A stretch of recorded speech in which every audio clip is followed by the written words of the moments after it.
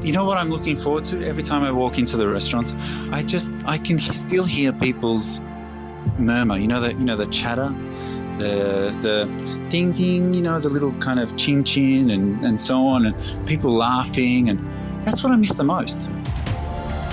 This is the Deep in the Weeds podcast. I'm Anthony Huckstep. I've taught myself to not worry about things I can't control. It's a statement by a few during the last year on Deep in the Weeds.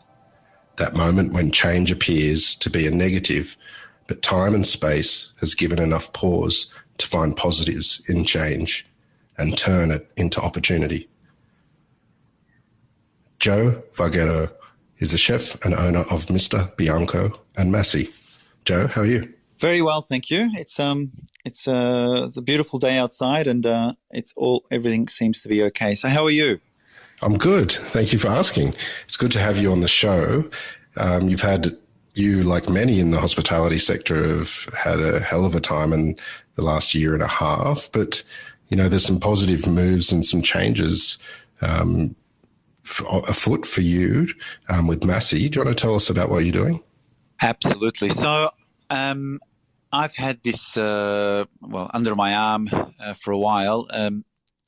We had a long conversation with Maurizio from Icebergs, Maurizio Tazzini, which is a Melbourne boy, and we lost him 20 odd years ago to Sydney, which which was not a good thing for Melbourne, very good for Sydney. And we've been talking about this for a while, and I've always wanted, we've been friends for quite some time. We've been family friends as well. And I said, okay, I think we're both mature enough now.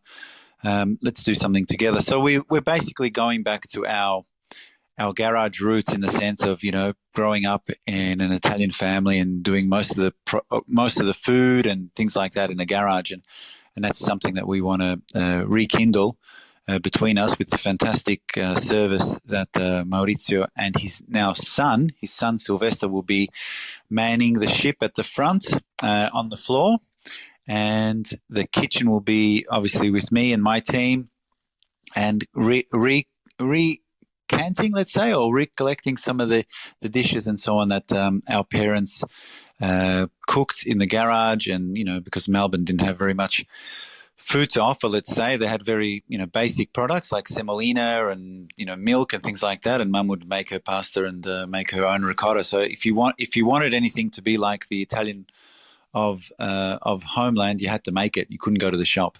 So that's what we're going to do.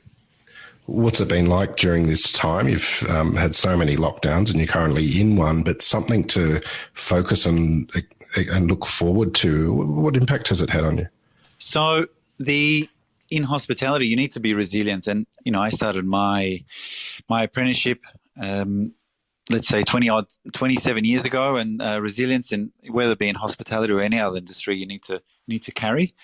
Now with COVID, it's nothing that I've ever seen in my life. And it's something that I think I had to pull together very, very quickly, not just myself, but the whole industry. There has been some absolute highlights as in inspiration in Melbourne and in Sydney as well. And some of the products that Sydney's doing at the moment is just absolutely fantastic.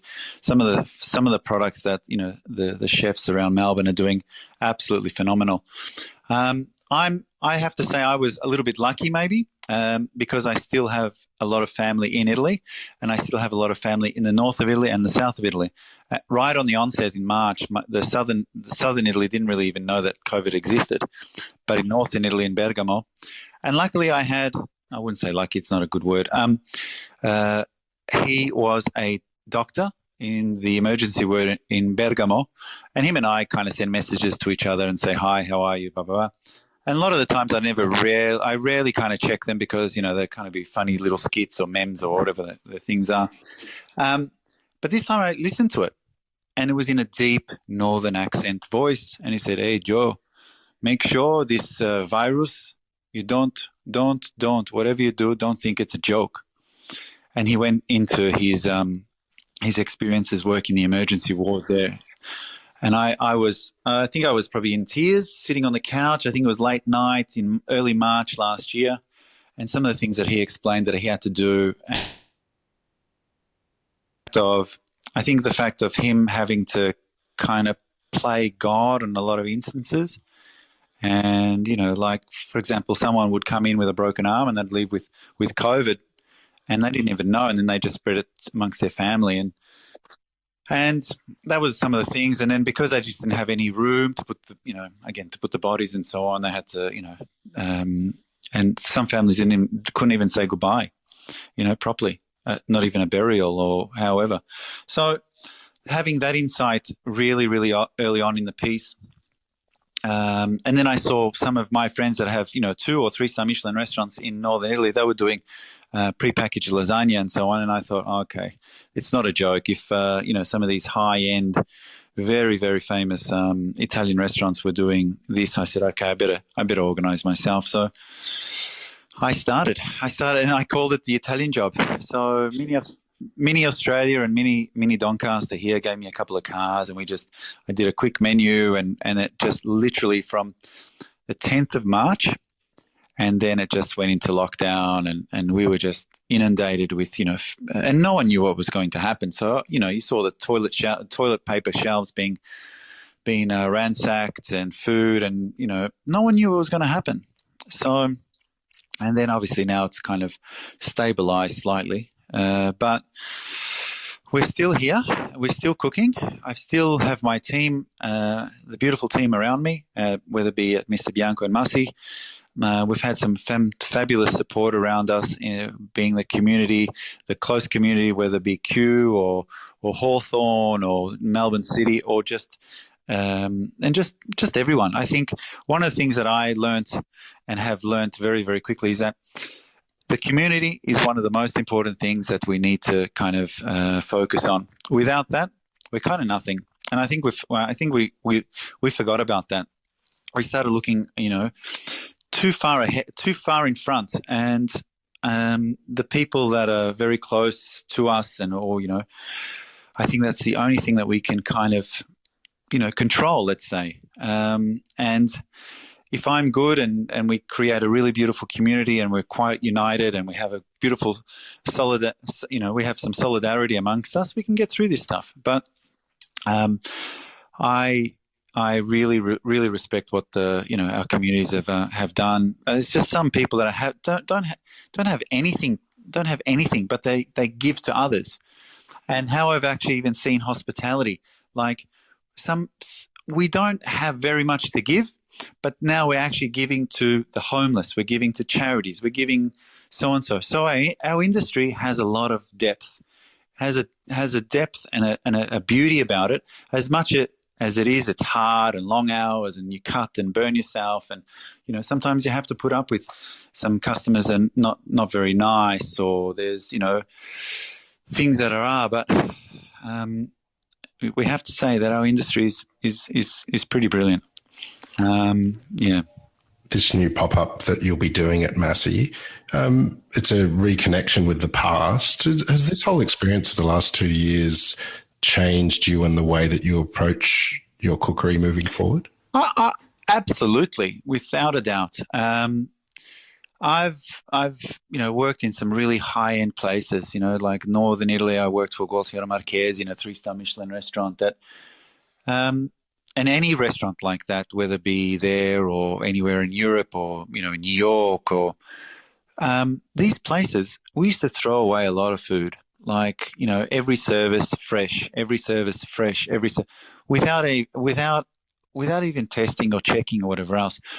So having that kind of instilled into you, now looking at where we're going with a lot of these things is that we need to be sustainable. We need to be very conscious of our food sources and reconnecting with the things that I was taught. I think as a young age. My mother taught me about you need to have a story in the sense of who the food is coming from. You need to understand who your producer is, because if he or she is not rearing or growing the vegetables or the cow right, you'll never have a plate of food in front of you done properly. So it doesn't matter what the cook does. If the lamb is stressed and the vegetables don't have the right nutrients or not grown correctly, it doesn't matter what you do. And vice versa. You might get some beautiful, beautiful produce that's coming through, but if the chef doesn't know how to cook it, doesn't matter. You can say it comes from here, comes from there, but if it tastes like that, it's not good. So I think that's where it's all coming about. And I think these are lessons as well that I don't want to forget. Like sometimes you have these kind of big jolts in your life and you go, you know what, I'm going to be different. I'm going to do this. I'm going to do that. And then you just move back to this kind of norm. And everyone says, oh, let's go back to the norm. I don't think a lot of people want to go back to that norm. Like people working from home, and a lot of the friends of mine that I had to kind of sit in the car for an hour go, I don't want to go back to that. I really don't want to sit on the Tullamarine Freeway or the Nepean Highway or for an hour, looking out the window. And I'd rather work from home and maybe create hours of operation or hours of their life that they can maintain whilst having and looking after their family. And tell us about food when you were young. What sort of role did it play in your family? Fabulous question. Food role was basically something that was the ultimate kingpin. So when mum would call out or dad would call out, hey, the food's on the table, you didn't kind of stagger your way there. You would run there, right? You would run because you only ate at those certain times.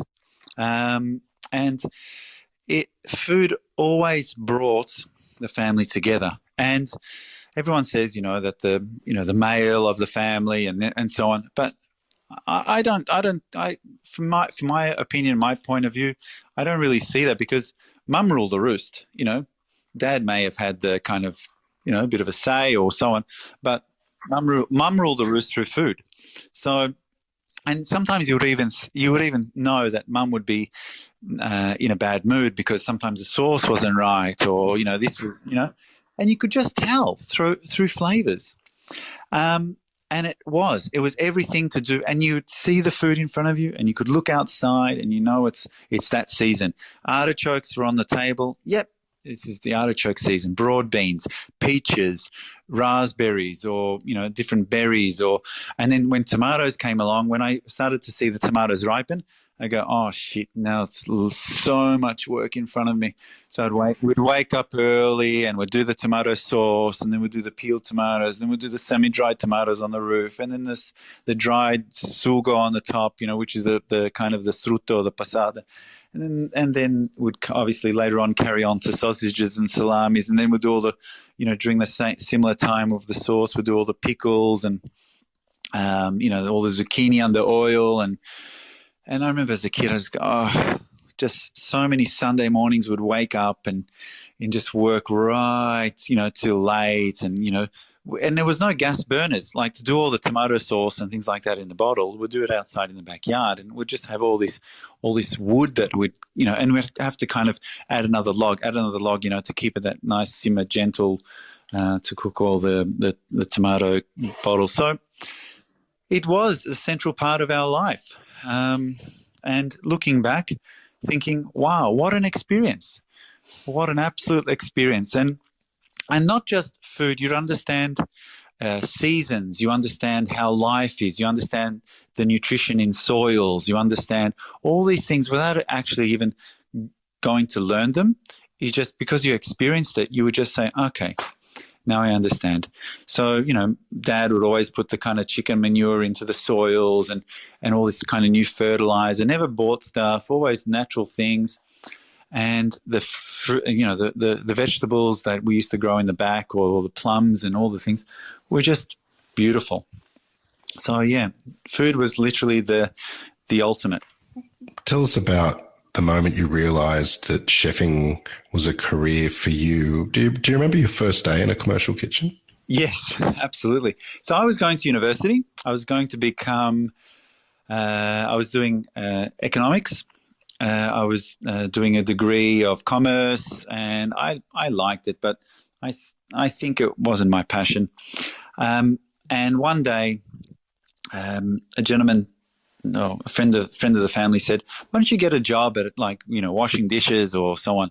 But luckily, or let's say, it was at Florentino. So 1994, I went upstairs, went through the kitchen, got changed in the back there, got dressed, a T-shirt and whatever. And to be honest with you, the reason why I went to there was because it was near the metro and it was in the city and it was all the nightclubs. And, I'd work until 11:30, 12, whatever time we finished. And then I just kind of walk up to all the nightclubs and whatever else and then hang out till probably 2 days later. I'd go home.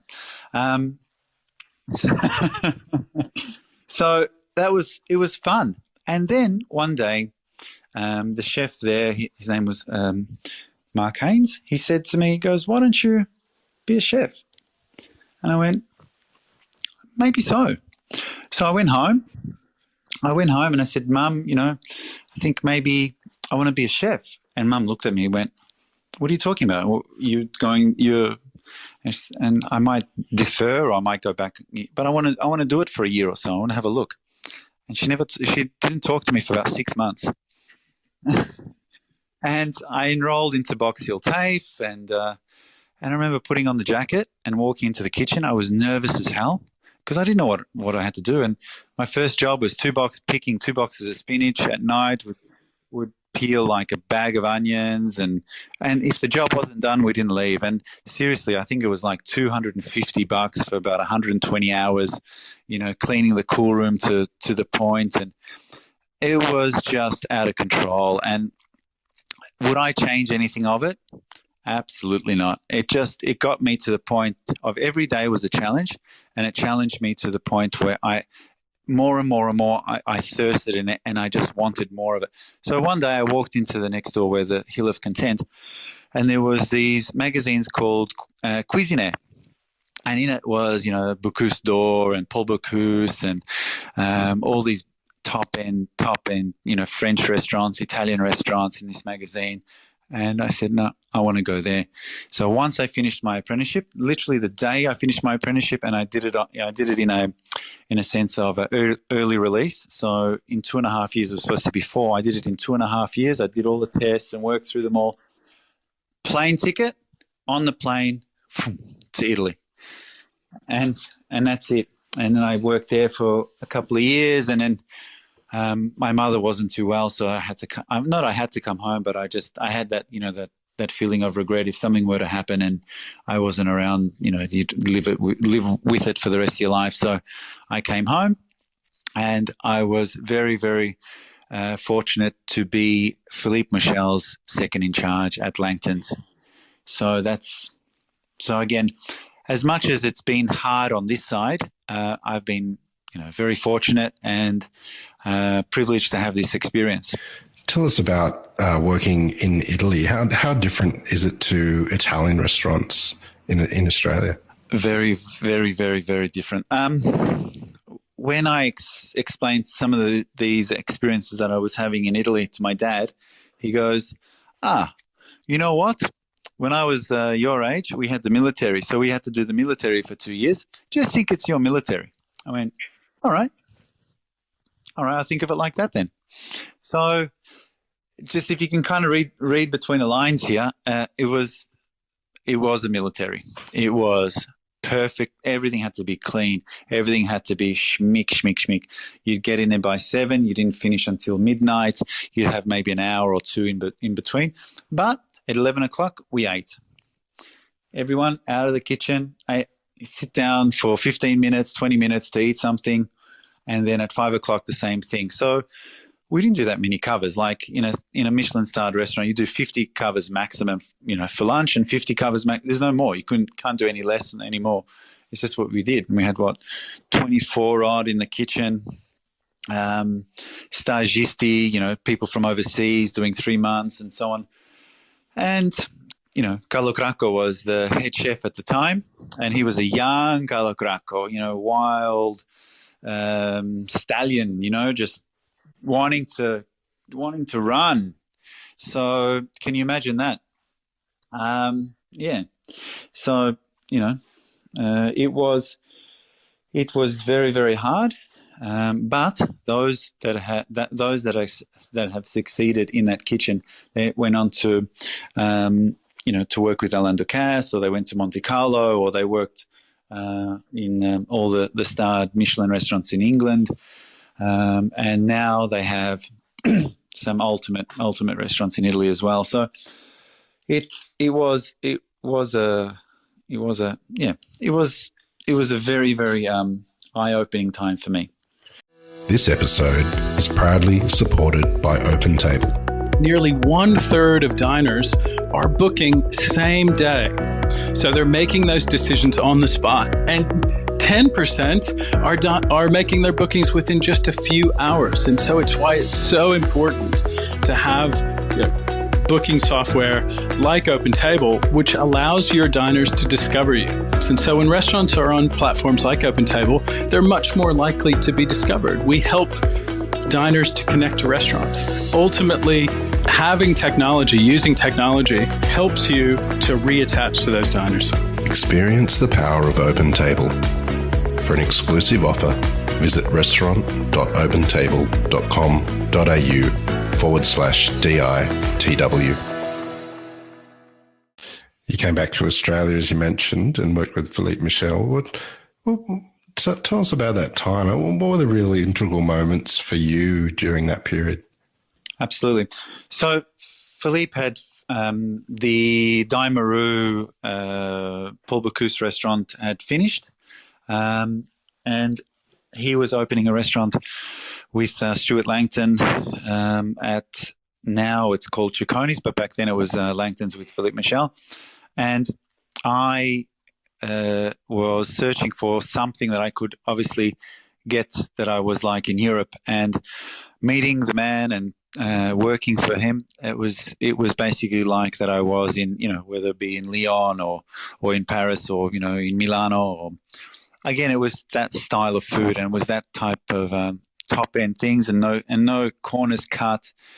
Nothing ever was, it was recipe, it was precision, and the man that he is, which is, Philippe Michel, he is a gentleman.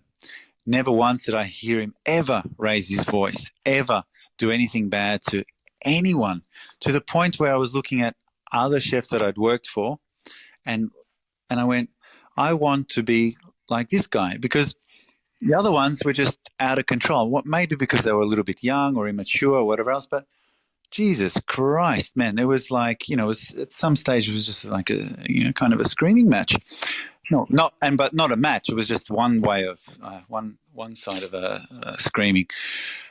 So I came here, and we worked really hard to opening the place, and then the Bonnet stove came in, and everything was delivered into Langton's, and for me it was just again the ultimate that I had that opportunity to work at a beautiful European style restaurant in Melbourne. And Melbourne never seen this before. It was the first of its kind. And then it was just hugely, hugely busy. Like we were doing 400 covers a day, for 6 days a week. Yeah, absolutely. Like 250 for lunch, and, 200 and something, plus the bar. And it was just crazy, crazy, crazy. And then he had a really good opportunity to go up to Sydney, and Jeremy Strode took on the reins, and I was his sous chef for a couple of years, and very different styles, very different type of food, but very similar temperaments in the sense of, never once did I see Jeremy scream. Never once did I, we got along very, very well, and but it's I think for some people they probably find it just some different styles, but again his food was just absolutely mind blowing, the flavors, and to do those numbers and create that quality was absolutely amazing. When did you start to feel like you wanted to do your own thing and express yourself on a plate and create your own restaurant? So one thing I did say to myself is that I've worked for a lot of, let's say, freestanding restaurants, being, overseas and in Australia, and some really, really, really good chefs in between. I'd go and do stages at in Imola or in Modena, and go and work for just for days, or go and work at bakeries or pastry shops and things like that. But I never worked in a large hotel. I had the opportunity to be the executive sous at Crown for a couple of years. And I said, one thing I want to do is see how, a, a hotel of that size and that magnitude works. Obviously, the first couple of months was, I think, a huge learning curve, but um, I wasn't in charge of the hotel. I was mainly in charge of 200 plus chefs and 10 different outlets and so on. And I wanted to do it for a certain period of time to understand, how to do budgets and how to do so on, and just to kind of round myself off in the sense of, using my business acumen rather than just just total hard work. And I did that. And then during that same time, I kind of understood myself. I'm not a chef that wants to sit in an office. I actually am someone that actually likes to be amongst people, be in the kitchen, meet producers, understand food and so on. And I think that's where, obviously, being my mum, the first kind of cook that I ever knew, that's what I like doing. And once I kind of understood that, and I always had the burning desire to do my own thing, and it's not because I want to do my own thing because I have an ego. It's more the fact that I believe that if to do it, you're actually doing it because you want to create like an extension of your home. It's your lounge room or it's your dining room, and you have guests coming in to eat somewhere at your place because they want to be part of that story. So, and that's what I wanted to do. So I opened up my first place, which was, funnily enough, it was more of a French bistro. It was a top end of Little Bourke Street, right near, and again, it just went crazy. It was with Luke Stringer, Oyster Little Bourke back 2006 and 2010. But again, I had my heart always set to do something that, which I grew up to do, was to do something Italian or an experience where you can implement that growing up Australian and having that Italian thought in your food, and that Italian thought in the generosity of your hospitality as well. And that's when I opened Mr. Bianco in 2010 in Kew. I opened the doors, and first day, people just kind of flooded in. And I went, okay, it's like that again. I said, great. And I just wanted to have like me in the kitchen and maybe a couple of cooks and chefs, and we do some beautiful, beautiful food. And it was overwhelmingly, the support was just absolutely just out of control. I very appreciative. And then I opened Massi, which is the name of my youngest son, Massimo, in 2015, and that was in 445 Little Collins Street. And again, a busy place, a successful place, and then COVID came. And I think what's happening now.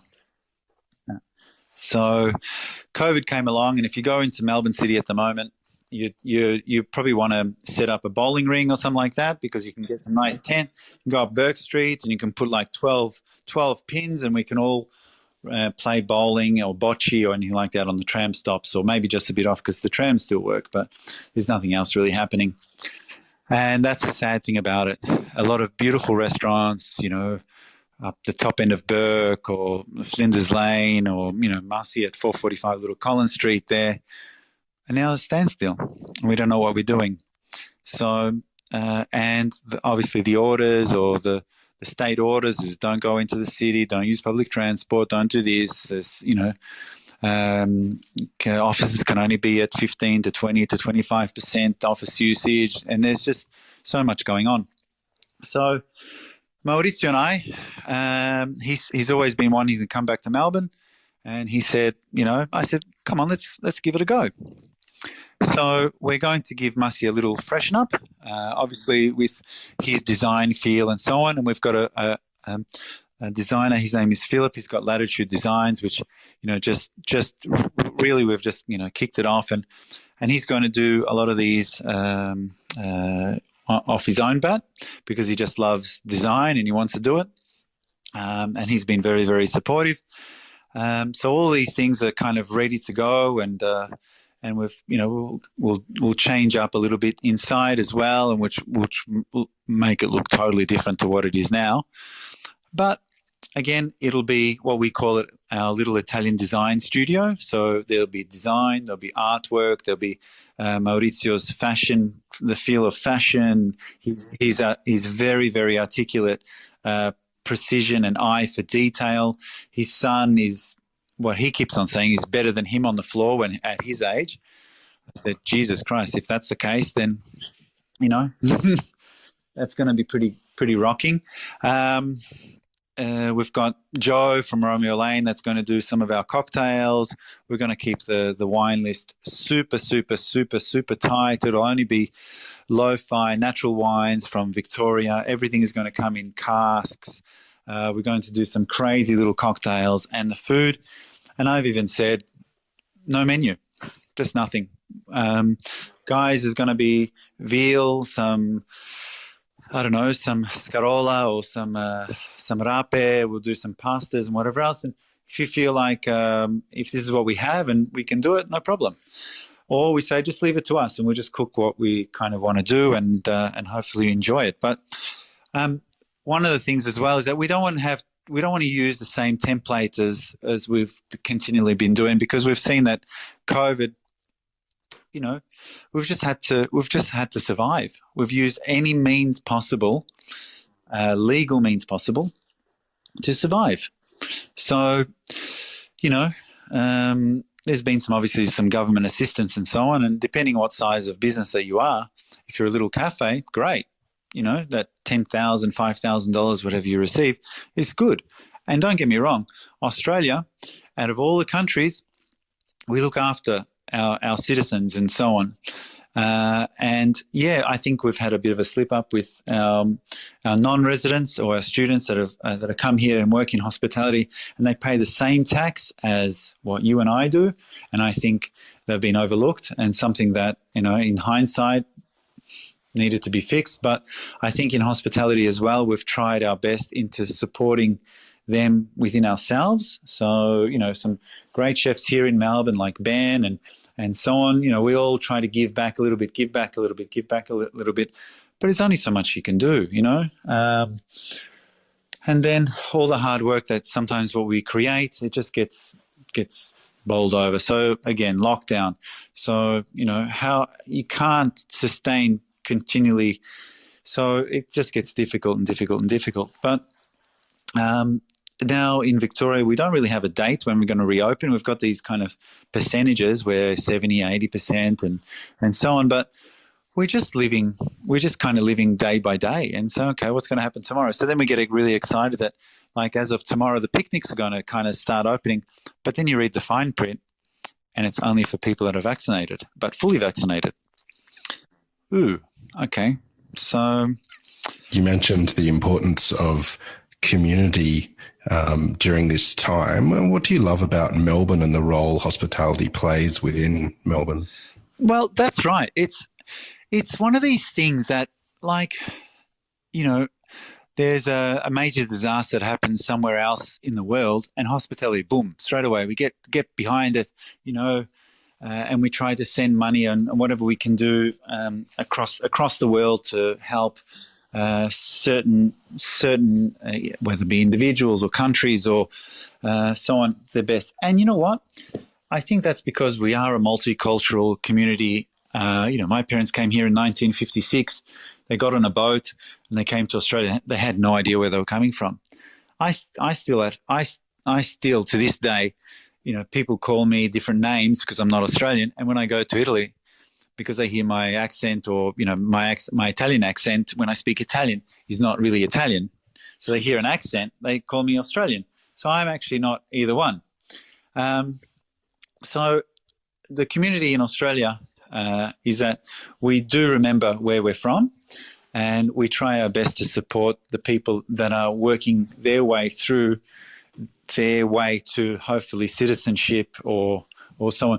But we make it too hard for them. Like the amount of the fees that these guys have to pay just to get and they just work their absolute asses off, and we don't recognise them enough. Saying that, when my mum came here, she was working 2 or 3 jobs, and I kind of say to myself, imagine COVID happened back in the 60s and 70s without the communications, without the, they wouldn't know what to do. They would, if you had to say to them, hey, Maria, can you not work tomorrow because you have to isolate? And she would say, but I need money for my, or Salvatore, Sam, tomorrow you can't work, because they would go, what are you talking about? I have to work. I wouldn't care about COVID or not COVID. I have to work. I need to get the money so I can support my family. So I think, amongst all the narrative that goes along in this thing, we kind of forget where we're from. And, whether you're blue or red or Liberal, Labor, who gives a shit, to be honest with you. I think that this divisive narrative that, you have to be like this, or you have to be like this, or you have to put this fucking label on your head, and you have to do this and you have to do that. Bullshit. All you have to do is just be a good person and stop. That's it. Finito. Just remember where you're from and do your best, and always keep yourself and make sure you have good integrity.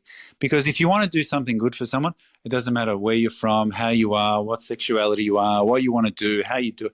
Doesn't matter. Doesn't matter. You just be a person of integrity and you'll be fine.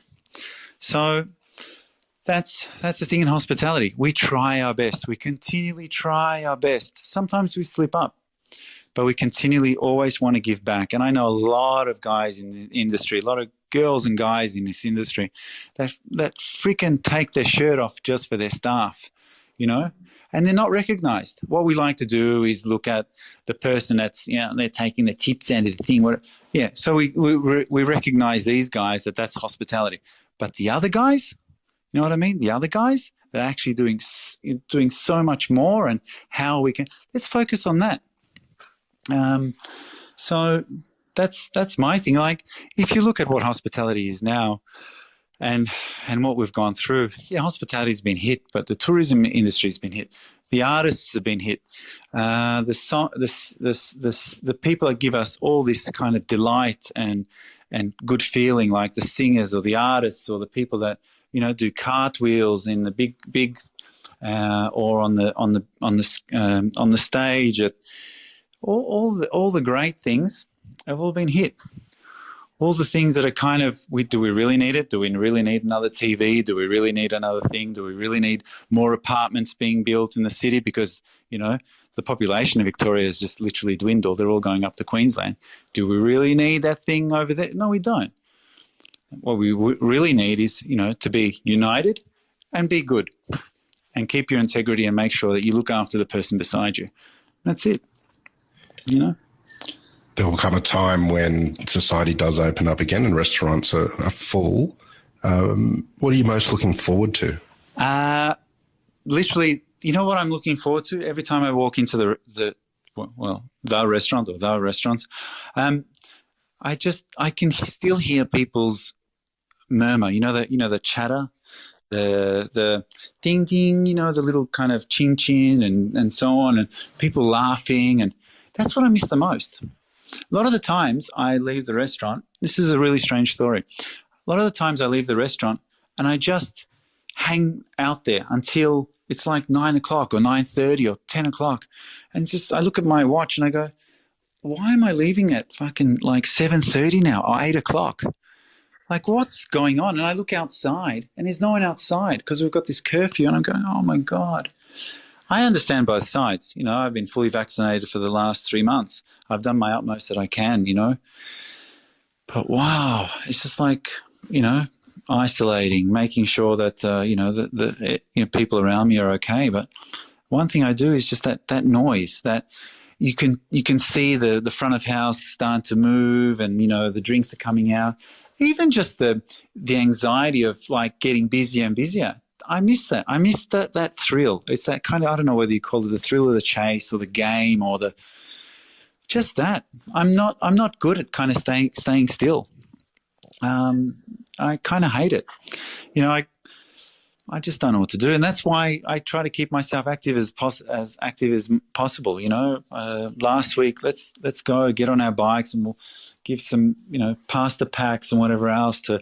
Let's do this, let's do that. Let's try to keep active as possible, because I know I just can't sit on the couch, but I have to stay active, and that's what's keeping me sane, I think. Well, Joe, it's been an absolute honour to have you on Deep in the Weeds today to hear just a portion of your story. Please keep in touch, and we'll definitely catch up again soon. Thank you very much, Huck. This is the Deep in the Weeds podcast. I'm Anthony Huckstep. Stay tuned as we take a deep dive into the lives of the incredible people who ply their trade in the food and hospitality sector. Special thanks to executive producer Rob Locke for making this all happen. Follow us on Instagram at Deep in the Weeds Podcast, or email us at podcast@deepintheweeds.com.au. Stay safe and be well.